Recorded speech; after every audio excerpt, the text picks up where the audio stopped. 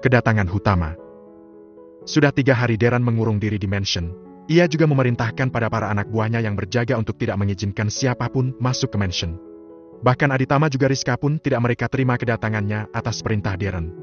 Bukan tanpa alasan Darren mengurung diri di mansion, selain karena malas menanggapi tentang perselingkuhan Sheila yang terbongkar usai video syur yang beredar luas di media sosial. Pria itu juga tengah sakit karena terlalu kelelahan. "Dava, hey boy, ayo sini, sini." Suara lirih Darren mengagetkan Ryan yang tengah duduk di sofa menunggu tuannya. Sejak semalam tuannya itu demam tinggi dan terus mengigau memanggil putranya.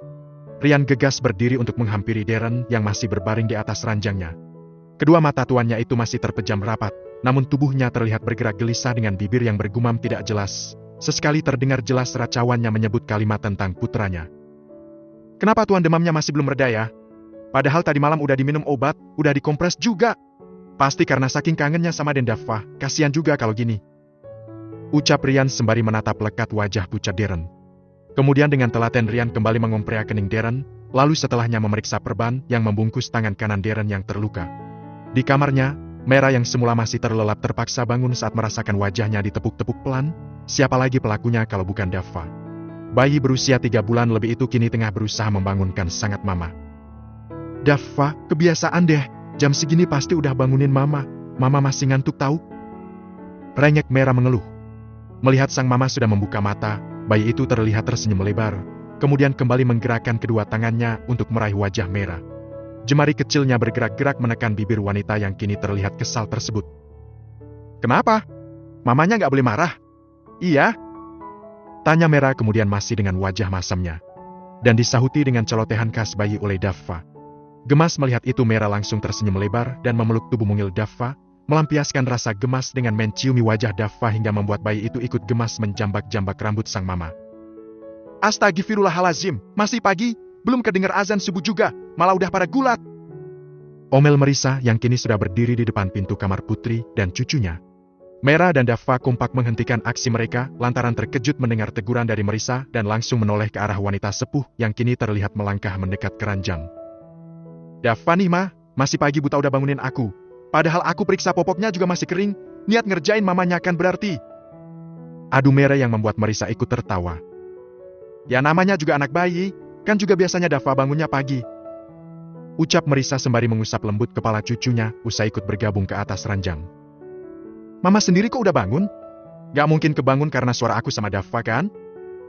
Merisa menghela nafas, kemudian mengambil alih Dava dan membawa sang cucu dalam pangkuan. "Mama sebenarnya dari semalam gak bisa tidur. Tadi malam Jeng Rizka datang ke rumah, tapi Mama gak nemuin dia. Pak Satpam juga udah bilang kalau Mama gak di rumah, tapi Jeng Rizka kekeh gak mau pergi."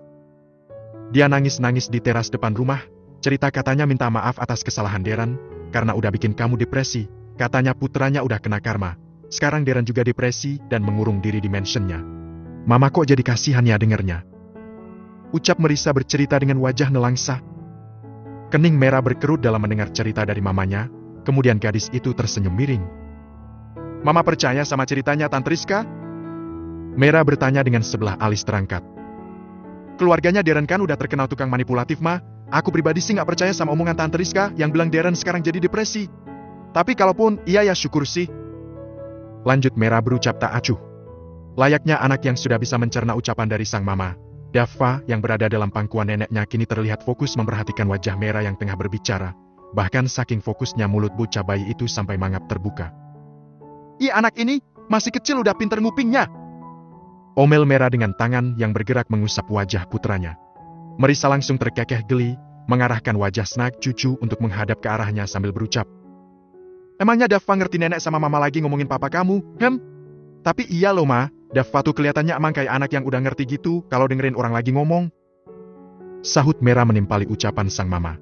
Waktu terus berlalu, hingga kini 3 bulan sudah berlalu, jika Mera melewati hari-harinya dengan bahagia bersama Dava di tempat baru mereka dan mendampingi setiap tumbuh kembang putranya, maka hal berbanding yang dialami Darren saat melalui hari-harinya. Pria itu memang kembali ke rutinitas yang giat bekerja, namun dengan pikiran bercabang sena perasaan yang terus gelisah karena belum juga berhasil menemukan keberadaan wanitanya dan juga putranya. Meskipun ia sudah menyebar orang untuk terus menyelidiki pergerakan Hutama, bahkan sang papa juga turut terus berusaha melakukan hal yang sama, tapi usaha mereka tetap belum juga menuai hasil. Darren! Suara bariton yang memanggilnya membuat Darren yang semula berusaha fokus pada latar laptopnya langsung mendongak. Darren sempat tertegun melihat siapa yang datang berkunjung ke kantornya tersebut. Om Hutama. Batin Darren saat melihat sosok pria patuh baya yang kini melangkah menghampirinya. Di tangan kanan pria itu membawa sebuah amplop berwarna coklat, yang bahkan langsung bisa Darren tebak apa isinya. Karena sejak beberapa bulan terakhir, hampir setiap hati Darren menerima kiriman dengan isi yang sama, yaitu surat gugatan cerai. Dan tampaknya hari ini ia juga mendapat kiriman yang sama, hanya bedanya hari ini diantarkan secara langsung oleh orang yang bersangkutan. Dengan antusias Darren berdiri menyambut kedatangan sosok yang beberapa bulan terakhir tidak pernah bisa ditemui, dan entah ada angin apa sosok yang telah lama ia cari kini muncul ke hadapannya dengan sendirinya. "Selamat datang Om, silakan duduk," ucap Darren sembari tersenyum. Tidak langsung menanggapi, Hutama kini terdiam mengamati sosok pria muda yang dulu selalu ia banggakan sebagai menantu sempurna. Tampan, mapan, dan bekerja keras. Tidak dipungkiri sebagai seorang pembisnis, Darren adalah sosok menantu idaman yang bisa diandalkan dan dipamerkan, tapi sayang setelah merasakan takut kehilangan istri dan putrinya, sosok seperti Darren tidak lagi menjadi menantu idaman bagi Hutama. "Silakan duduk Om," ucap Darren mulai ucapannya yang belum mendapatkan respon dari mantan mertuanya. "Tidak perlu. Saya datang ke sini hanya untuk meminta tanda tangan darimu," ucap Hutama sembari melemparkan amplop yang ia bawa. Darren sudah tidak terkejut, lantaran ia sudah bisa menduga maksud kedatangan Hutama datang ke kantornya. Bukannya matahari dan tersinggung, kini Darren justru tersenyum dan mengangguk-angguk pelan. "Saya akan mempertimbangkan untuk menandatangani surat itu, kalau Mera bersedia menemui saya secara langsung," ucap Darren dengan tenang meskipun kini ia tengah menahan sesuatu yang bergejolak dalam jiwanya. Bab ke-51. "Saya akan mempertimbangkan untuk menandatangani surat itu, kalau Mera bersedia menemui saya secara langsung," ucap Darren dengan tenang meskipun kini ia tengah menahan sesuatu yang bergejolak dalam jiwanya. Hutama langsung mendengus mendengar penuturan Darren. Andai saja tidak ada maksud lain yang ingin ia tujuan meminta tanda tangan dari Darren, maka ia tidak akan repot mendatangi Darren jika hanya untuk masalah perceraian putrinya dan pria muda di hadapannya tersebut. "Itu mustahil. Putriku sudah nggak mau menemui kami lagi. Lagi pula mau apa kamu ingin bertemu dengan Mera? Bukankah kamu sudah menalak putriku, jadi hubungan kalian sudah berakhir? Tinggal tanda tangan aja, biar semua urusan cepat kelar kok repot," sembur Hutama kemudian. Darren tersenyum menyeringai. "Bukannya yang repot itu Om sendiri? Kalau hanya masalah perceraian, bukankah ada atau tidaknya tanda tangan saya sudah tidak penting? Oh, atau yang Om bilang semua urusan dalam tanda kutip, Om menginginkan tanda tangan saya bukan hanya untuk masalah perceraian saya sama Mera? Untuk mendapatkan hak asuh Dava misalnya?" tanya Darren dengan wajah datar. Tatapan tajam Darren membuat Hutama terhenyak. Sungguh ia sama sekali tidak menyangka jika Darren bisa membaca tujuan kedatangannya. Kenapa Darren bisa nebak sejitu ini? Padahal selama ini dia selalu berhasil masuk ke dalam perangkapku. Batin Hutama yang kemudian memulai memutar otak mencari alasan untuk menyangkal tuduhan Darren. "Saya bukan anak kemarin sore yang bisa dikelabui terus-menerus Om. Pertemuan saya dengan Dava dan Mera hanya permainan waktu. Kalau tidak sekarang, besok atau lusa pasti saya akan menemukan Mera. Selama ini, saya sudah menyuruh anak buah saya untuk mencari jejak Mera ke berbagai kota, meskipun hasilnya masih nihil. Tapi saya tetap optimis akan segera menemukan keberadaan mereka, karena sekarang orang-orang saya sudah mulai mencari jejak mereka ke luar negeri," ucap Darren dengan gamblang membeberkan sejauh mana usahanya mencari keberadaan Mera dan Dava. Mendengar ucapan Darren seketika Hutama pun terkekeh geli. "Silakan cari sampai ke ujung dunia sekalipun, tapi satu hal yang perlu kamu tahu, usaha kamu akan sia-sia belaka," ucap Hutama dengan tersenyum miring. Setelah itu Hutama pun melangkah pergi meninggalkan ruang kerja Darren tanpa permisi. Sedangkan Darren kini kembali duduk di kursi kebesarannya, duduk menyilangkan kaki dengan tangan kanan yang meraih sebuah figuran foto kedua orang yang sangat ia rindui selama ini. "Mungkin sekarang Om Hutama masih bisa menyembunyikan kalian, tapi tangan aja, Dava, sebentar lagi Papa pasti bisa menemukan keberadaan kamu. Papa udah kangen banget pengen lihat ketemu sama kamu, pasti sekarang kamu udah gede, udah umur 6 bulan, kamu pasti udah bisa panggil Papa kan? Soalnya beberapa hari ini Papa mimpi ketemu sama kamu, dan kita bermain bareng," ucap Darren dengan perasaan sedih, haru rasa lain yang berkecamuk. Mengingat mimpinya, penyebab ia bisa menemukan putranya saat Dava sendiri yang selalu memanggil-manggil dengan sebutan Papa mengingat mimpi tersebut spontan air matanya menetes tanpa mampu ia cegah. Namun buru-buru Darren menghapusnya menggunakan ujung jari saat mendengar pintu ruangannya diketuk dari luar. "Masuk!" titahnya kemudian. Setelah pintu ruangan terbuka, kini muncul sosok Rian muncul dengan menenteng berkas di tangan kanannya. Bagaimana? Benar informasi yang diberikan Agung? Tanya Darren tak sabaran. Rian pun tersenyum lebar kemudian mengangguk mengiyakan. Asisten Darren kini sudah duduk di kursi seberang meja atasannya. Sedangkan Darren dengan hati berdebar menanti keterangan dari Rian perihal hasil penyelidikannya.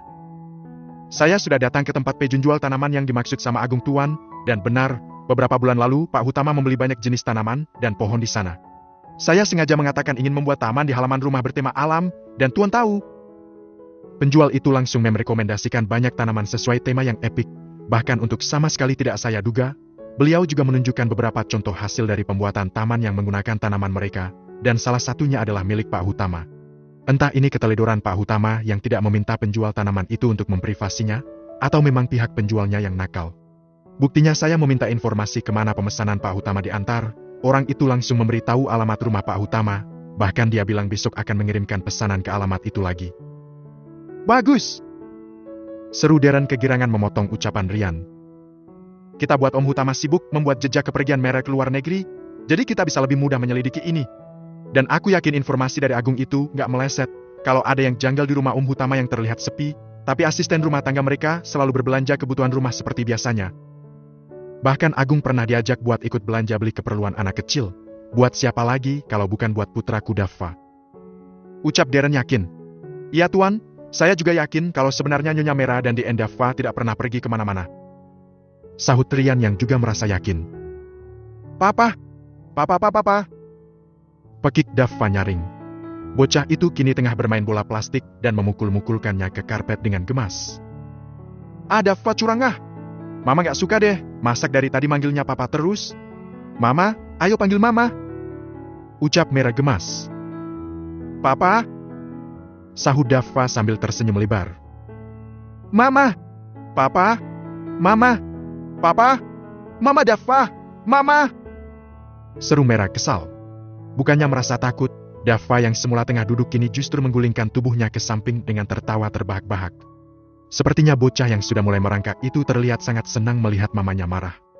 Marissa yang melihat kelakuan keduanya jadi ikut tertawa terpingkal-pingkal. Astagfirullahalazim, perut mama rasanya sampai sakit ngelihat kalian berantem. Ucap Marissa yang kemudian ikut bergabung bersama Putri dan juga cucunya. Ih mamai, malah diketawain. Cucu mama tuh ngeselin, disuruh bilang mama malah bilangnya papa terus. Ucap Mera ketus. Sungguh ia merasa jengkel dengan tingkah Daffa, terlebih bocah itu kini dengan tanpa dosa terus saja berucap papa-papa dengan berguling-guling di karpet lembut berwarna coklat yang menjadi alas mereka bermain. Itu tuh biasa sayang, Daffa masih kecil, dia masih belajar ngomong. Dia itu belum ngerti apa arti kata yang dia ucapin, jadi gak usah kesel kayak gitu. Ucap Marissa menasehati putrinya. Tapi tetap aja mah, bikin kesel, seolah Daffa tuh gak menghargai keberadaan aku sebagai mamanya gitu. Ucap Mera masih dengan wajah masam karena merasa tidak terima. Tak ingin berlarut dalam kekesalan, Mera pun beranjak berdiri hendak mengambil ponselnya yang berada di kamar. Daffa yang melihat mamanya pergi meninggalkannya pun seketika berhenti berceloteh. Bocah itu langsung duduk dan langsung merangkak menyusul Mera, tidak mau ditinggalkan oleh sang mama. Nei adalah. Pekik Daffa dengan mempercepat gerakan merangkaknya. Aku mamamu, bukan nenekmu, jadi aku jangan panggil aku nenek. Seru Mera dari dalam kamar. Membuat Marissa yang mendengar pun jadi tertawa terpingkal melihat kelakuan Putri juga cucunya yang kerap ribut. Bab ke-52, menyusup ke kediaman Hutama. Sesuai dengan yang Darren duga, ucapannya pada Hutama jika ia akan mencari keberadaan Mera dan Daffa, telah berhasil membuat Hutama sibuk membuat jejak untuk menggiring Darren ke luar negeri. Maaf Om, aku belajar ini dari Om Hutama sendiri, waktu itu Om udah berhasil ngerjain aku sampai ke pelosok desa, sekarang gantian. Jadi kita impas satu sama. Ucap Darren tersenyum puas. Malam ini Darren dan Rian pergi ke kawasan perumahan kediaman Hutama. Sengaja Rian memarkirkan mobilnya sedikit jauh dari rumah mewah tersebut agar tidak menimbulkan kecurigaan. Kita mulai sekarang pengintaiannya. Ucap Darren dengan tersenyum. Siap Tuan, semoga kali ini membuahkan hasil. Ucap Rian antusias. Ya, semoga aja. Sahut Darren yang kemudian membuka pintu samping kemudi untuk keluar dari mobil. Kedua pria muda itu kini berdiri bersisihan di tepi jalan. Setelah memastikan situasi aman, Darren pun menerbangkan drone mini untuk mengintai rumah Hutama dari ketinggian. Hingga ia menemukan apa yang ia cari selama ini, ada sebuah hutan kecil di halaman belakang rumah mewah tersebut. Dengan pemandangan yang sama persis seperti foto story utama beberapa bulan lalu. Sengaja Darren tetap memposisikan drone-nya di ketinggian yang sama, tidak berniat melihat hutan mini itu dari jarak lebih dekat, karena ia tidak ingin menimbulkan kecurigaan sekecil apapun itu. Senyum Darren mengembang ketika melihat dengan jelas rumah di sisi air terjun, rumah panggung yang terlihat terang benderang. Akhirnya ketemu juga, gumam Darren yang kemudian menyudahi pengintaiannya. Ryan dengan sigap menangkap drone yang telah kembali. Setelahnya mereka berdua kembali masuk ke dalam mobil dan segera pergi berlalu dari tempat tersebut. Di perjalanan Darren pun kembali memutar rekaman video yang ia ambil tadi. Lalu, apa langkah selanjutnya yang akan Tuan ambil? Tanya Ryan yang tengah mengemudi namun sesekali ikut memperhatikan video tersebut. Sekarang kita ke tempat penjual tanaman yang tadi kamu datangi. Aku mau ikut mobil pengantar pohon untuk menyelinap ke rumah Utama. Ucap Darren dengan tersenyum. Sesuai permintaan tuannya, Ryan pun mengemudikan mobil menuju ke tempat penjual tanaman yang tadi ia datangi. Tempatnya lumayan jauh, ada di luar kota, hingga mereka membutuhkan hampir 2 jam untuk sampai ke tempat tersebut. Pagi-pagi sekali Darren dan Ryan pun kembali mendatangi tempat penjual pohon. Terpaksa mereka bersua semalam menginap di hotel yang tidak jauh dari tempat tersebut. Kedatangan mereka pun disambut hangat oleh pria yang kemarin ditemui Ryan. Ini masnya yang kemarin ya? Ryan langsung mengangguk dengan tersenyum. Iya mas. Gimana mas? Udah ketemu idenya mau bikin taman tema apa? Terus mau beli tanaman apa aja? Tanya pria tersebut antusias. Saya mau beli tanaman bunga anggrek yang udah jadi ada mas? Tanya Ryan kemudian. Ada mas, ada ngengat, anggrek dendrobium, anggrek vanda, anggrek etelia, anggrek cymbidium, dan masih banyak lagi sih. Masnya bisa milih sendiri mau bunga anggrek yang mana? Ucap pria tersebut dengan antusias menyebutkan nama-nama tanaman yang diinginkan pembelinya. Oke, saya mau borong mas. Nanti diantar langsung ke rumah tunangan saya, tapi saya niatnya mau kasih surprise gitu. Saya sendiri yang mau nganter ke rumahnya, gitu. Ucap Ryan kemudian. Tapi gimana ya konsep nganternya? Secara saya mau pesan bunga anggreknya banyak. Lanjut Ryan pura-pura gusar. Kini giliran Darren yang sejak tadi hanya jadi pendengar pun ikut membuka suara. Gimana kalau kamu ikut mobil pengantar tanamannya aja? Kamu pura-pura jadi karyawan yang nganter tanamannya? Iya kan mas? Ucap Darren yang kemudian meminta tanggapan dari si penjual tanaman. Tapi maaf mas, kayaknya nggak bisa deh. Soalnya ini saya mau antar pesanan orang-orang kemarin. Lumayan banyak juga pesanannya, terus karyawan saya yang ikut nanti udah ada 2 orang. Terang pria tersebut menjelaskan. Tentu tidak ingin menyerah begitu saja, Darren dan Ryan terus saya merayu dengan berbagai alasan hingga mengeluarkan jurus terakhir, yaitu menambah biaya pembayarannya. Oke deh, deal. Demi bantuin masnya biar bisa baikan lagi sama tunangannya. Ucap pria tersebut. Karena membawa banyak tanaman pesanan dan 4 orang sekaligus, akhirnya si penjual bunga tersebut meminta karyawan yang ia tugaskan mengantar pesanan membawa mobil truk agar bisa sekali jalan. Dan dengan pakaian sederhana menyesuaikan 2 karyawan lain, Darren dan Ryan kini ikut naik ke dalam mobil truk tersebut. Sedangkan mobil yang mereka bawa tasi sudah diamanatkan oleh bawahan Ryan yang tadi sudah dihubungi sejak sebelum mereka berangkat. 2 jam perjalanan akhirnya mereka tiba di kediaman utama. Darren yang sengaja meminta duduk di kursi penumpang samping kamudi ikut memperhatikan keadaan sekitar rumah tersebut saat Pak Satpam telah membukakan pintu gerbang. Karena sudah tahu jika mobil yang datang adalah pengantar pesanan tanaman langganan tuanya, Pak Satpam pun tidak banyak tanya dan langsung mempersilahkan mobil truk tersebut masuk. Dengan dikawal oleh dia orang pria bertubuh tinggi kekar mobil tersebut diarahkan menuju halaman belakang melalui halaman samping rumah. Mas udah ingatkan apa yang saya bilang tadi? Icap Darren setengah berbisik saat mobil truk kini sudah berhenti di halaman belakang yang beralaskan paving block. Oke siap mas, karena tujuan masnya baik dan gak aneh-aneh, jadi saya mau bantu. Sahut pemuda pengemudi mobil truk tersebut sambil tersenyum. Terima kasih. Ucap Darren balas tersenyum, kemudian mengeluarkan sesuatu dari saku celana jeans yang ia kenakan. Ini sebagian tanda terima kasih, nanti jangan lupa teman yang lain dikasih bagian. Lanjut Darren berucap sembari memberikan segulung uang pecahkan 100 ribuan pada pemuda tersebut. Wah, makasih banget mas, tapi ini kebanyakan kayaknya. Ucap pemuda tersebut sedikit ragu. Udah gak apa-apa, anggap aja rezeki, jangan ditolak. Ucap Darren meyakinkan. Sebelum turun dari dalam mobil, lebih dulu Darren memakai kain selail motif batik berwarna hitam untuk menutupi bagian bawah wajahnya. Darren, Ryan dan ketiga karyawan penjual tanaman itu kini sudah turun.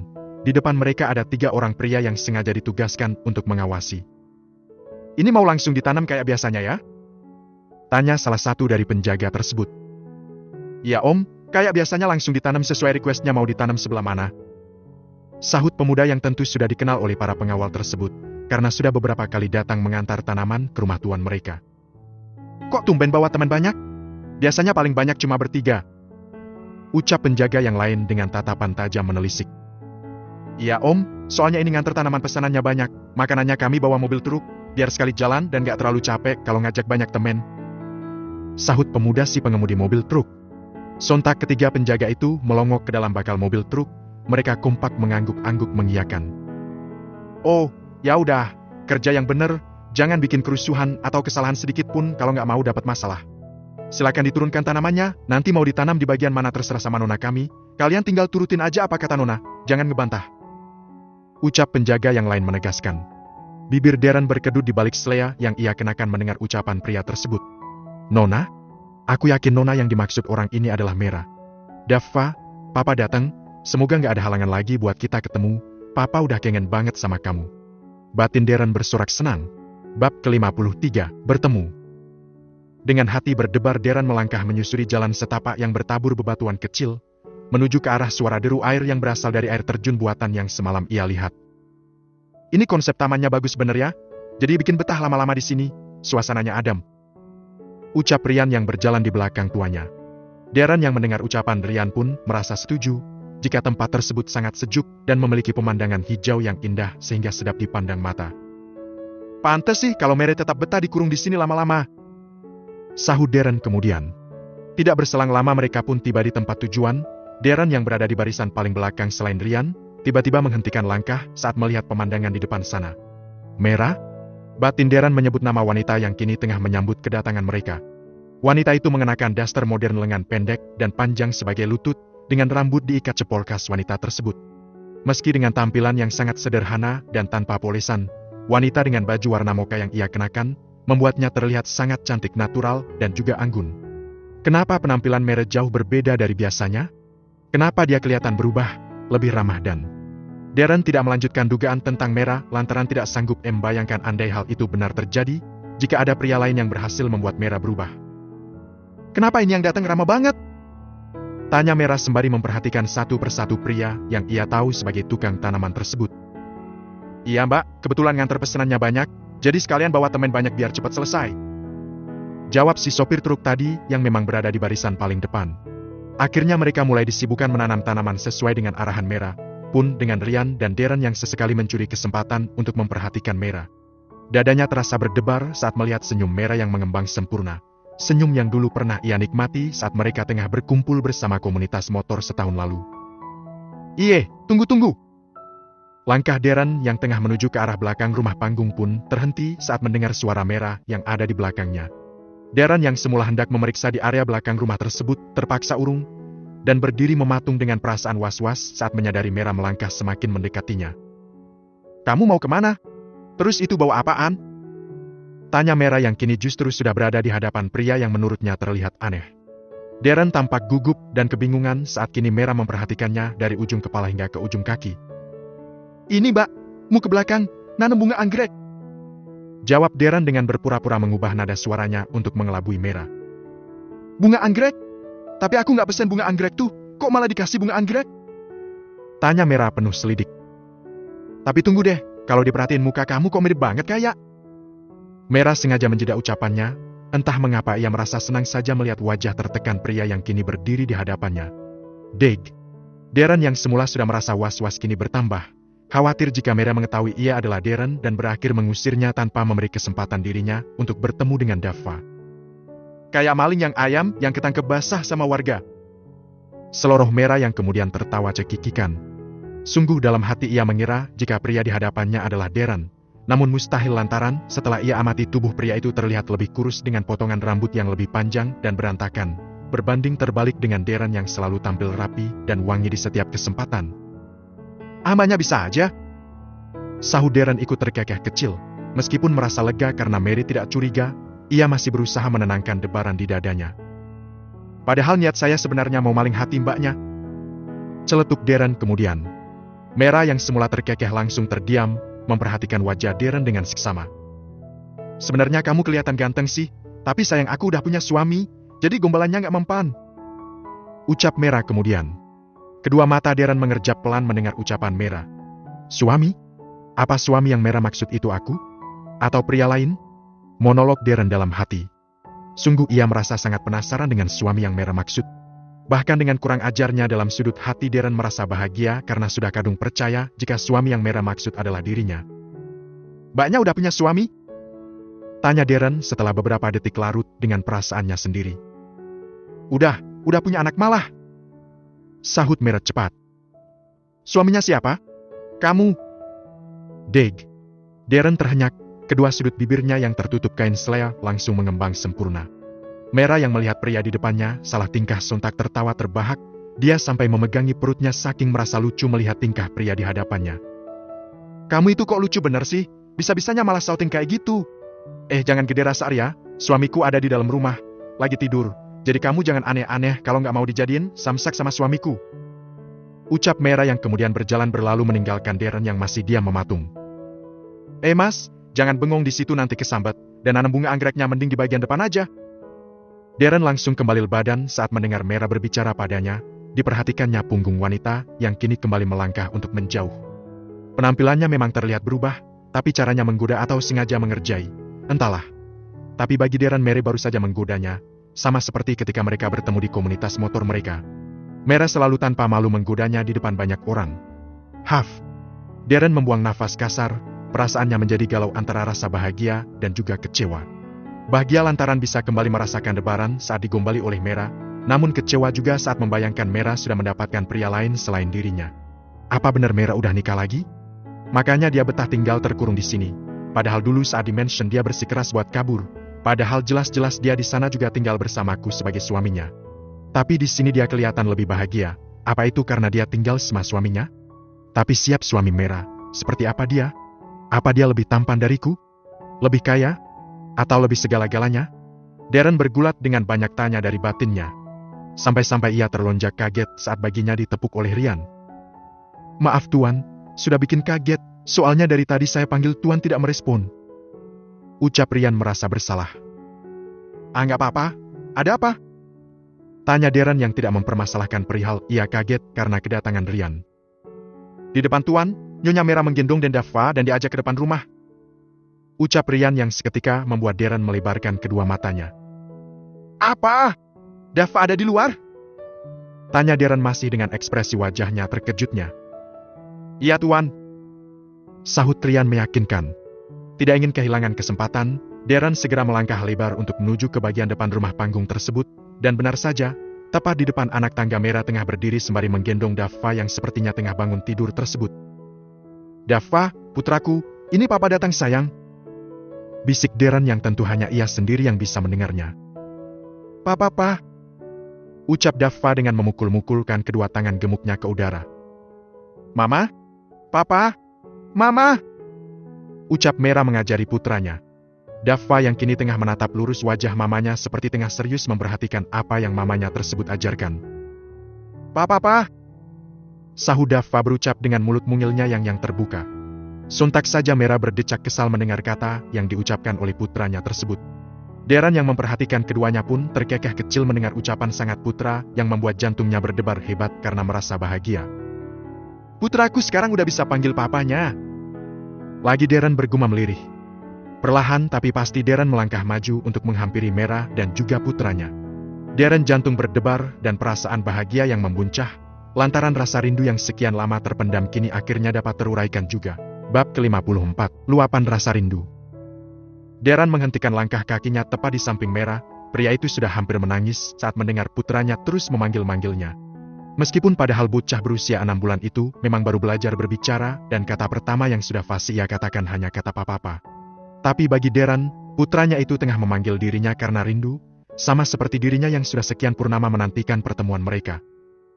Mas, itu bunga anggreknya tolong ditanam di situ ya. Titah Mera begitu melihat keberadaan pria yang tadi ia ajak berbicara. Iya mbak. Sahut Darren gagap. Ingin rasanya ia membuka seleo yang ia kenakan agar Mera tahu jika ia adalah Darren. Namun nyalinya langsung menciut saat mengingat jika Mera pernah trauma, dan ia tidak tahu apakah trauma wanita itu sudah sembuh atau belum. Darren tidak akan gegabah mengambil langkah karena ia tidak ingin jika Mera dan Dava akan semakin pergi jauh untuk menghindar darinya. Pa. Pa. Pa. Pa. Pekik Daffa saat melihat ada pria di sampingnya. Darren langsung terpukau saat pandangannya bersiborok dengan sepasang mata jernih milik putranya. Terlebih saat ia melihat Daffa dengan lincah memutar tubuhnya begitu mendengar suaranya menyahuti ucapan Mera tadi. Hei, Daffa sayang, dia itu bukan papa kamu, dia om tukang bunga. Ucap Mera memberitahu putranya. Daffa kecil pun langsung menoleh ke arah sangat mama, namun hanya sebentar, sebelum kemudian kembali memutar tubuhnya menghadap ke arah pria dewasa di sampingnya. Pa. Ucapnya lagi sembari merentangkan kedua tangan untuk meminta digendong. Jangan Daffa, omnya kotor, bau, banyak kumannya, Daffa nggak boleh minta gendong orang asing, entar dimarahin papa. Celetuk Mera, dengan paksa ia mengekang kedua tangan Daffa agar tidak lagi mengulurkan tangannya ke arah pria yang tidak ia tahu siapa namanya. Darren kecewa, ia memperhatikan penampilannya yang, ya memang tidak bisa dibilang bersih, tapi juga tidak kotor. Namun seketika wajah mendukungnya berubah menjadi senyum saat melihat perdebatan antara Mera dan Daffa. Dasar Mera konyol, bisa-bisanya dia ngejak Daffa berdebat, gak kebayang gimana keseharian mereka. Apa Mera juga masih selalu mengajak berdebat semua orang seperti dulu? Batin Darren yang masih setia berdiri mematung di samping Mera dan Daffa yang masih asik berdebat. Bahkan bocah berambut tebal itu terlihat merengek hendak menangis saat tubuhnya berusaha memberontak.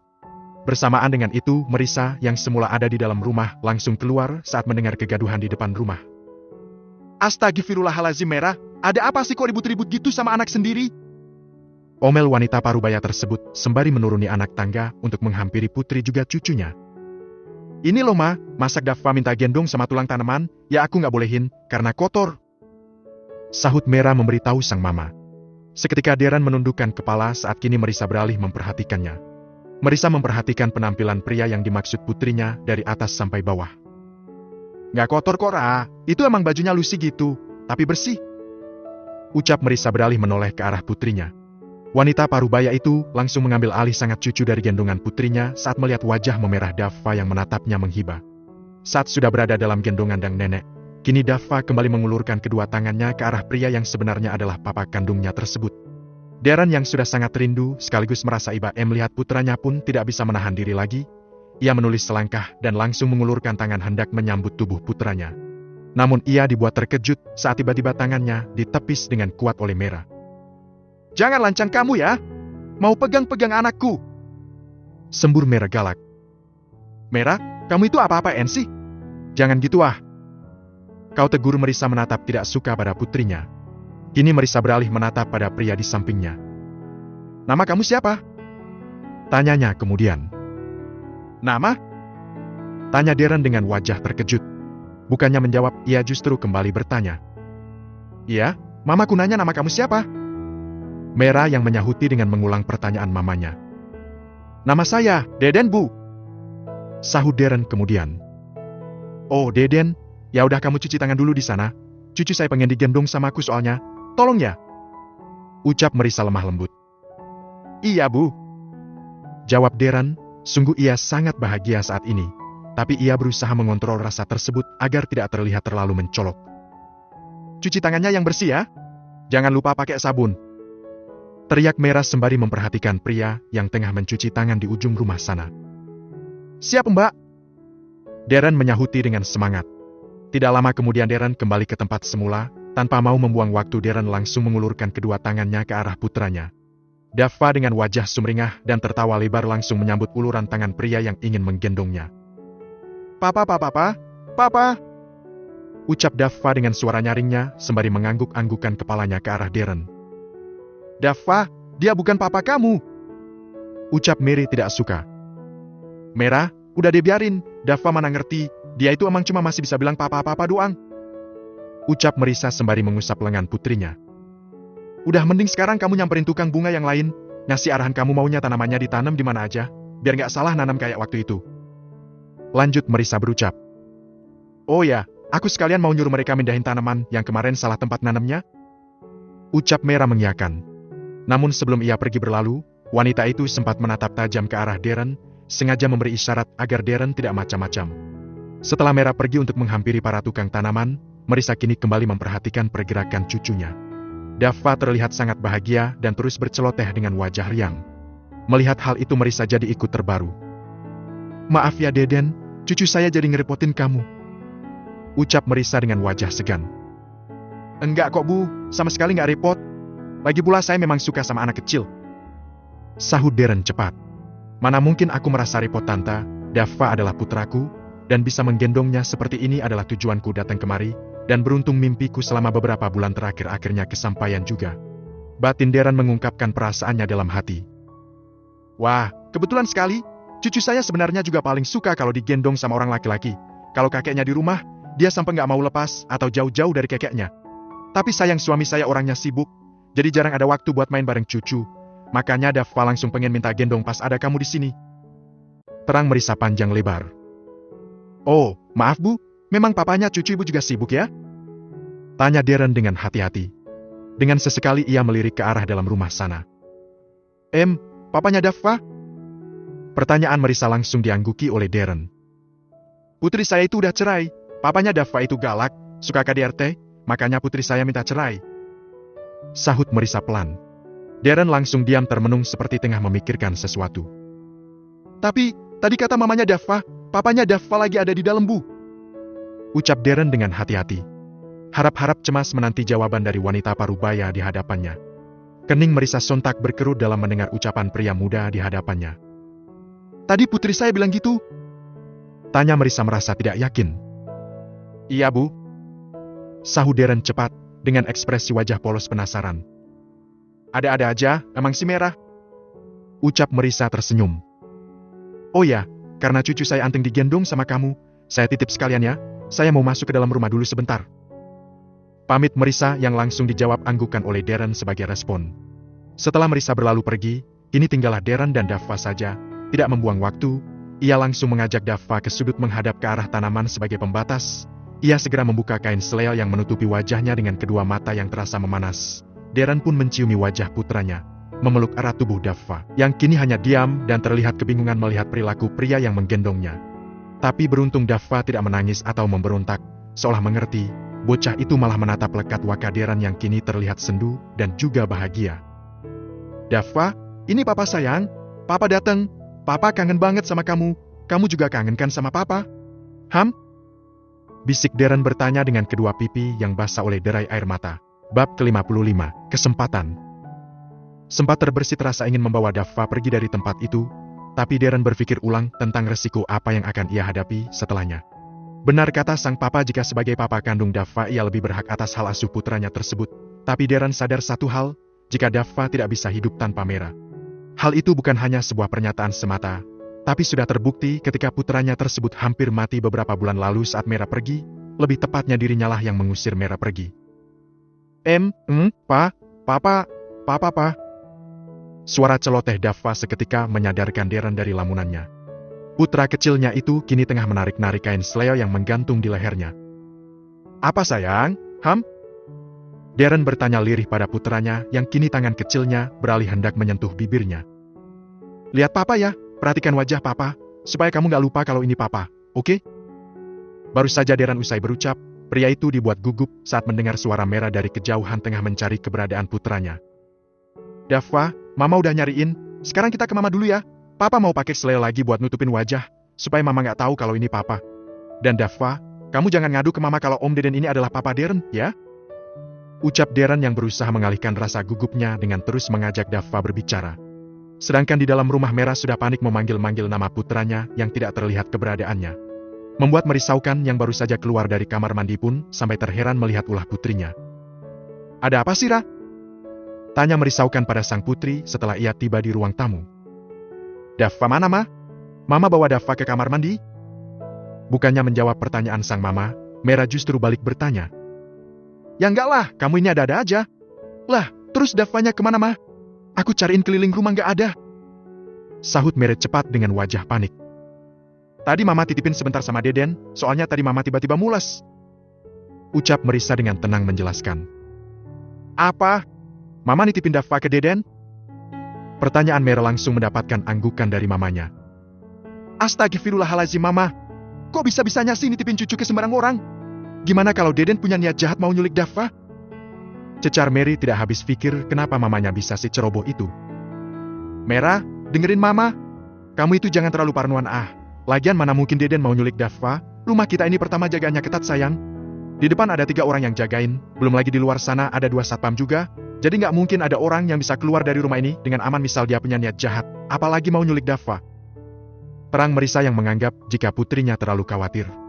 Mera menghela nafas dalam, menetralkan deru nafasnya yang membutuhkan karena terlalu panik dan cemas. Memang benar apa yang diucapkan mamanya jika tidak mungkin jika Deden menculik Dava, karena penjagaan di rumah mereka memang ketat dan berlapis, bahkan banyak kamera CCTV terpasang di mana-mana. Namun ketika ia tidak mendapati keberadaan putranya dimanapun, ketika ia mencari, pikiran buruk itu langsung muncul, hingga membuatnya merasa khawatir tak terkendali. Tapi di depan aku panggil-panggil Dava nggak ada mah, Deden juga nggak nyahut. Ucap Mera yang masih merasa tidak tenang. Sedangkan di depan rumah sana Darren yang mendengar perdebatan keduanya pun merasa bersalah. Bahkan ia merasa sangat khawatir saat mendengar suara Mera yang berbicara dengan suara bergetar seperti tengah menahan tangis. Pak. Nei adalah Nen. Suara khas yang keluar dari mulut Dava seketika membuat Mera dan Marissa menolak ke arah sumber suara. Mera langsung berlari keluar rumah, mendapati putranya telah kembali. Wanita itu dengan rasa harus langsung menghampiri, mengambil alih Dava dari gendongan Darren dengan paksa. Dava, kamu gak kenapa-napa kan sayang? Mera mencefar putranya dengan pertanyaan sembari memeriksa keadaan putranya, kalau ada yang luka. Nei adalah. Dava menyahut dengan merengek, mendusel ke bagian depan tubuh sang mama. Nai. Ini mama, bukan nenek. Ketus Mera kesal. Udah, tadi nyariin sampai hampir nangis, giliran ketemu malah diajakin berantem. Ucap Marissa terkekeh kecil melihat ulah putrinya. Mendengar ucapan sang mama membuat Mera berlari menatap Deden, pria yang mengenakan seleo sebagai penutup sebagian wajahnya itu. Kamu dari mana sih? Kamu bawa kemana Dava? Kok tadi aku cariin di depan gak ada? Tanya Mera dengan tatapan tajam menelisik wajah lawan bicaranya. Tadi, saya ke samping rumah, ngajakin Dava ngeliat tanaman rambat. Ucap Darren menjawab. Tapi kenapa tadi aku panggil-panggil gak nyahut? Cecar Mera. Darren menggaruk tengkuknya yang tidak gatal, mencari alasan yang tepat agar tidak membuat Mera serta mamanya curiga. Tapi, tadi saya gak dengar mbaknya manggil nama saya deh, mbak tadi cuma manggilin Dava. Ucap Darren menjawab.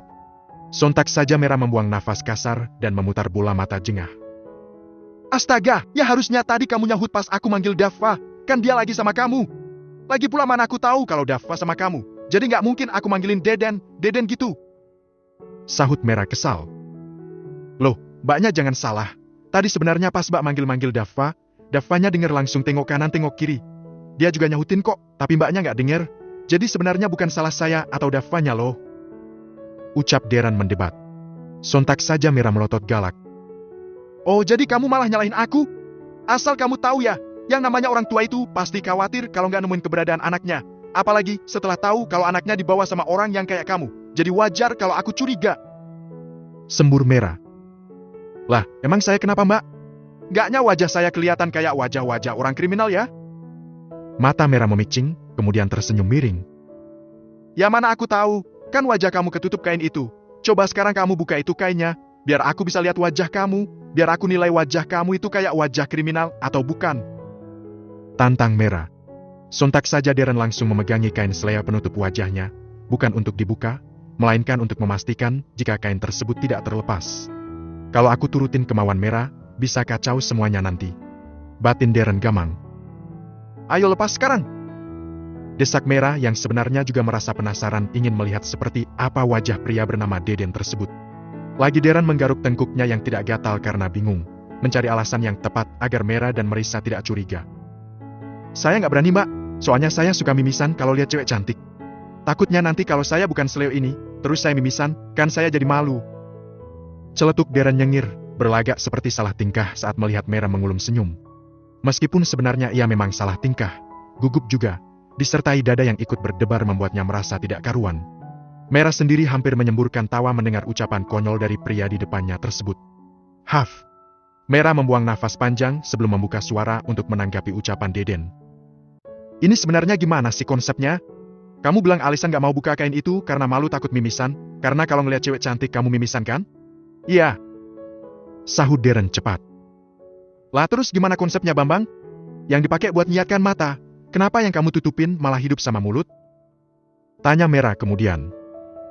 Ya itu. Itu anu. Ngomong sama kamu tuh bikin gregetan tahu nggak? Potong Merah cepat. Bahkan wanita itu dengan sengaja menginjak kaki pria di depannya sebelum ia berlalu pergi untuk masuk ke dalam rumah. Aduh, Mbak sakit Mbak. Pekik Darren yang sembari menunduk lantaran memang benar-benar merasa kesakitan di jemari kakinya. Lantaran tadi Merah menginjak kaki Darren menggunakan tumitnya. Astaga Merah, kamu ini ya? Marissa mengomel, namun sama sekali tidak digubris oleh Merah yang justru masuk ke dalam kamar untuk menyusui putranya yang mulai rewel lantaran lapar. Sakit banget ya Den? Aduh maaf ya, Merah emang suka kasar anaknya. Lanjut Marissa berucap dengan wajah bersalah. Ya Bu, nggak terlalu parah kok, ini kayaknya nggak sampai harus diamputasi. Celetuk Darren. Marissa berdecak mendengar celetukan pemuda di hadapannya. Ya udah, sebagai rasa bersalah saya pesen bunga anggreknya ya besok, yang banyak, saya lihat tadi bunganya bagus. Besok langsung diantar ya. Ucap Marissa. Beneran Bu? Ibu mau pesen bunga anggrek dan minta diantar besok? Tanya Darren antusias. Senyum Darren langsung mengembang sempurna saat Marissa mengangguk mengiyakan.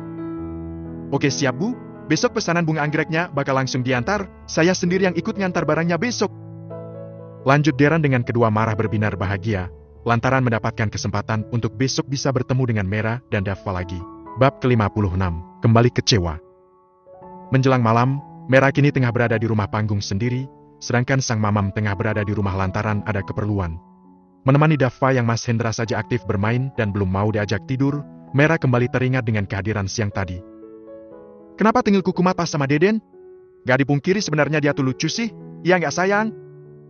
Merah menanyai putranya. Om Deden orangnya baik ya, pantas kamu tadi anteng banget pas digendong sama dia. Lanjut Merah berucap, meskipun hanya mendapat lirikan sekilas dari Dava, tapi baginya tidak masalah. Jadi penasaran deh, tadi kamu diajakin ngapain aja sama Om Deden? Ujar Merah yang langsung beranjak dari duduknya hendak mengambil laptop miliknya yang berada di atas meja. Nih! Seru Dava nyaring saat melihat mamanya beranjak pergi. Mama gak pergi, cuma mau ambil laptop. Sahut Merah yang langsung duduk kembali di samping putranya setelah mengambil benar miliknya. Mama mau periksa rekaman CCTV tadi siang. Ucap Merah dengan jemari yang mulai sibuk menekan tombol keyboard dan pandangan yang jeli menatap layar laptop, melihat dengan teliti rekaman CCTV yang memperlihatkan kesibukan para tukang tanaman tadi siang. Kenapa sejak pertama masuk dia kelihatan aneh? Gerak-geriknya mencurigakan.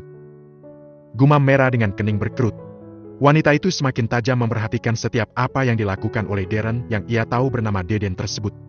Mulai saat Darren hendak berjalan ke belakang rumah hingga pria itu berhenti ketika memperhatikan dirinya yang tengah menggendong Dava. Kenapa dia nguatinnya kayak sedih gitu?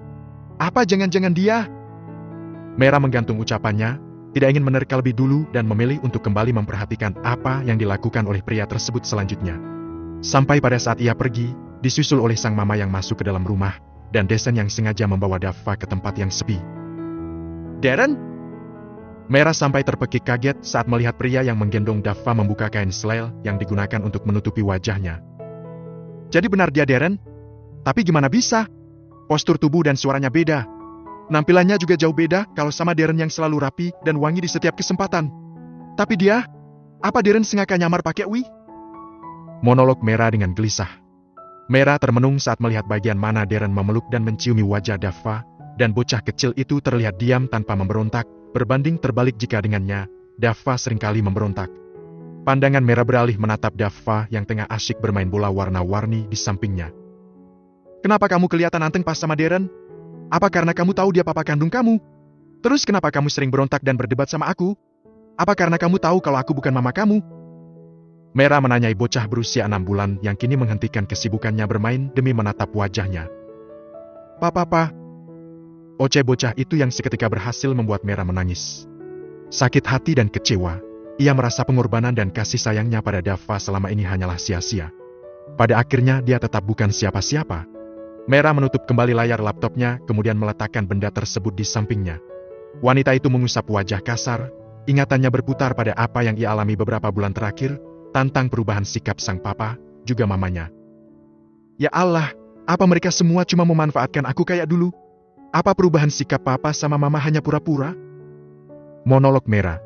Tidak ingin berpikiran buruk menuduh kedua orang tuanya, Mera pun meraih ponselnya yang tergeletak di atas ranjang, menghubungi sang mama untuk menanyakan tentang pertanyaan yang bermunculan di benaknya, menayangkan apakah mamanya sudah tahu mengenai Darren yang datang dengan berpura-pura menjadi Deden. "Ma, angkat ma, kenapa mama nggak angkat telepon aku?" Mera menatap layar ponselnya dengan kecewa. Sudah 3 kali panggilannya diabaikan dan tidak direspon. "Oke, sekarang aku coba telepon papa." Lanjut Mera tak ingin menyerah. "Nomor yang Anda tujuan sedang tidak aktif atau berada di luar jangkauan." Lagi-lagi rasa kecewa yang Mera rasakan. Kini dirinya berada di titik lemah dan tidak percaya lagi dengan orang-orang yang ada di sekitarnya. Sesaat setelahnya Mera menoleh ke arah Daffa yang sejak tadi ia abaikan. Bocah yang tadi sempat merengek itu kini terlihat sudah terlelap dengan posisi miring memeluk bola plastik kesukaannya. Mera tersenyum miris. "Selama ini aku beranggapan kalau kamu nggak bisa hidup tanpa aku. Tapi ternyata aku salah. Aku terlalu kegeeran. Buktinya sekarang kamu bisa tidur pulas sendiri tanpa minta dikelonin dan adalah Nen." Lirih Mera dengan suara bergetar. Rasa rendah dirinya muncul lagi. Rasa rendah diri dan selalu dibodohi membuat Mera kembali merasa kecewa. Seolah semua orang yang ada di sekelilingnya adalah orang-orang kejam yang selalu memperlakukannya dengan tidak adil. "Dulu aku pikir hanya Meta yang pandai berpura-pura. Ternyata semua orang lebih pandai melakukannya." Gumam Mera sembari menyugar kasar rambut panjangnya ke belakang. Pukul 8 pagi, matahari sudah bersinar dengan terang. Marissa yang baru saja keluar dari pintu belakang rumahnya bersama sang suami pun terheran saat melihat sebuah mobil pickup baru saja masuk ke halaman belakang rumah mereka. "Loh, ini mobil bawa apa, Mah?" Hutama bertanya terheran. Kayaknya mobil tukang tanaman deh, Pak. Kemarin Mama Mang pesen bunga anggrek, tapi nggak nyangka aja tukangnya datang sepagi ini." Jawab Marissa sembari memperhatikan bagian baka mobil yang dipasangi jaring, mungkin agar tanaman yang dibawa tidak rusak. Setelah memastikan benar yang datang adalah Deden, Marissa pun langsung mempersilahkan 2 orang tukang tanaman tersebut untuk membawa bunga-bunga pesanannya ke tempat kemarin. Marissa dan Hutama berjalan lebih dulu, sedangkan Darren dan sopir mobil yang kemarin bersamanya mengekor di belakang sepasang suami istri tersebut.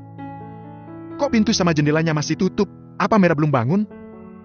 Tanya Hutama terheran melihat rumah hunian putri dan cucunya masih sepi, dengan lampu penerang yang masih menyala di mana-mana. "Tapi nggak biasanya deh, Pak. Mera kan selalu bangun pagi sholat subuh. Apa setelah sholat subuh dia tidur lagi ya?" Monolog Marissa yang juga terheran. Darren yang berjalan di depan kedua orang tua Mera pun hanya diam dan tidak bisa menduga-duga apa yang terjadi, karena ia tidak tahu seperti apa kebiasaan Mera dan Daffa di setiap harinya. Darren terus memperhatikan saat Hutama dan Marissa menaiki anak tangga untuk masuk ke dalam rumah di mana putra dan wanita yang ia cintai berada di dalamnya. "Pintunya masih dikunci, Pak," ucap Marissa saat tidak bisa membuka pintu dari luar. "Mera, Ma, buka pintunya!" panggil Hutama sembari mengetuk daun pintu rumah yang tertutup rapat tersebut. Mera, kamu masih tidur sayang? Mera bangun budak siang," seru Marissa yang kini beralih mengetuk jendela kamar putrinya. "Daffa, kakek sama nenek datang sayang, kakek udah pulang nih bawa oleh-oleh buat Daffa." Lagi Marissa berusaha memanggil sembari mengetuk jendela. Dari dalam kamar terdengar Daffa menangis, berceloteh seperti memanggil-manggil sang mama dengan suara khasnya. Mendengar suara tangis sang cucu Hutama dan Marissa pun langsung panik, terlebih saat memanggil-manggil putri mereka yang sayangnya tidak mendapat respon. Darren yang semula hanya diam memperhatikan pun ikut khawatir. Pria itu ikut naik ke teras untuk menyusul kedua orang tua Mera. "Kenapa, Pak, Bu?" tanya Darren dengan mengubah nada suaranya untuk berpura-pura menjadi Deden. "Ini cucu saya nangis di dalam, dan pintunya kekunci dari dalam, gak bisa dibuka," jawab Hutama panik. "Bagaimana kalau coba didobrak saja, Pak?" usil Darren kemudian. Sungguh sebenarnya ia ingin langsung mendobrak pintu tersebut lantaran tidak tega mendengar suara Daffa yang menangis histeris di dalam sana. "Gak mungkin bisa didobrak, kunci pintu rumah ini sengaja didesain supaya lebih canggih, supaya aman dan anti maling, jadi hanya bisa dibuka dari dalam aja," sahut Hutama. Pria paruh baya itu baru menyadari akibat buruk dari ide berliannya saat meminta tukang pintu terlalu kokoh dan untuk memasang kunci anti maling tersebut. Di saat di luar rumah terlihat gaduh dan panik karena tidak bisa membuka pintu, Mera yang kini tengah duduk di samping Daffa yang tengah menangis, masih setia menatap layar laptopnya untuk memperhatikan orang-orang yang ada di luar sana. "Ternyata mereka emang sengaja nipu aku," gumam Mera kecewa saat melihat kedua orang tuanya dan juga Darren yang berpura-pura menjadi Deden di luar sana. Dengan kasar ia menyeka air matanya, menutup layar laptop dan meletakkannya ke sembarang tempat. "Daffa sayang, kamu kangen ya sama papa kamu? Kamu pasti udah nggak sabar pengen ketemu dan tinggal sama papa kamu kan? Oke, aku nggak akan egois, karena di sini aku bukan siapa-siapa, jadi mulai sekarang kamu bisa tinggal bareng sama papa dan kakek nenek kamu, tanpa aku. Ucap Mera dengan suara serak. Kembali menggendong bocah yang bahkan belum mandi sejak bangun pagi tadi, tangis Dava langsung terhenti, hanya tersisa isakan kecil dari bibit mungilnya, juga kedua mata dan hidung yang memerah lantaran usai menangis. Mera menggendong Dava keluar sembari menenteng tas berukuran sedang berisi perlengkapan Dava. Wanita itu kembali menarik nafas dalam dan mengusap kedua pipinya dengan kasar untuk menghapus jejak air mata yang mungkin tersisa. Ceklek, ceklek, ceklek. Darren, Hutama dan Marissa seketika terdiam saat mendengar suara anak kunci yang diputar dari dalam. Dengan perasaan was-was dan khawatir mereka menunggu pintu tersebut dibuka dari dalam.